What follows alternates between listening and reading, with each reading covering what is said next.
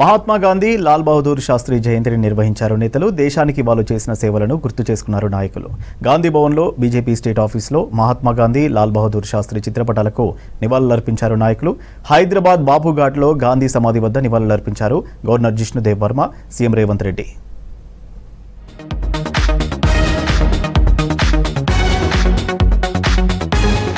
హైదరాబాద్ లంగర్ హౌస్ బాపుఘాట్లో గాంధీ జయంతి వేడుకలు జరిగాయి.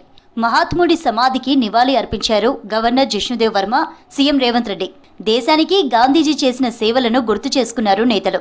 సత్యం, అహింస వంటి వాటిని మానవాళికి గాంధీజీ అందించారన్నారు.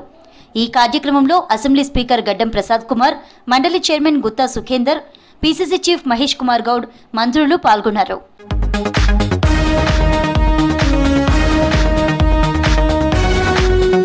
హైదరాబాద్ గాంధీ భవన్లో మహాత్మా గాంధీ 156వ జయంతిని నిర్వహించారు కాంగ్రెస్ నేతలు.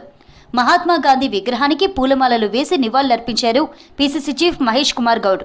గాంధీ చూపించిన అహింసా మార్గం, సత్యాగ్రహ స్ఫూర్తి నేటి తరాలకు మార్గదర్శకమన్నారు మహేష్ కుమార్ గౌడ్. గాంధీజీ ఆశయ సాధన కోసం ప్రతి ఒక్కరూ కృషి చేయాలని పిలుపునిచ్చారు పీసీసీ చీఫ్.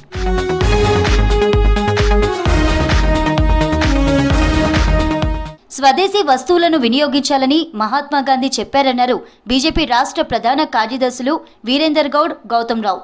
బహదూర్ శాస్త్రి జై జవాన్ జై కిసాన్ నినాదంతో వ్యవసాయానికి ప్రాధాన్యత ఇచ్చారని గుర్తు చేసుకున్నారు బీజేపీ నేతలు. బీజేపీ స్టేట్ ఆఫీస్లో మహాత్మా గాంధీ లాల్ బహదూర్ శాస్త్రి జయంతి వేడుకలు నిర్వహించారు. చిత్రపటాలకు పూలమాలలు వేసి నివాళులర్పించారు రాష్ట్ర ప్రధాన కార్యదర్శులు వీరేందర్ గౌడ్, గౌతమ్ రావు.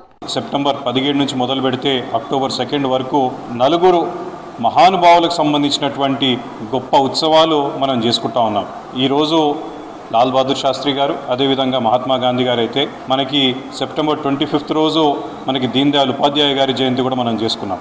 మరి సెప్టెంబర్ 17 రోజు మన ప్రియతమ ప్రధానమంత్రి నరేంద్ర మోడీ గారి పుట్టినరోజు కూడా చేసుకున్నాం. అంటే ఈ 15 రోజులు ప్రతి సంవత్సరము ఎంతో మహానుభావులు పుట్టినటువంటి ఈ 15 రోజులుగా మనం గుర్తుపెట్టుకోవాలి.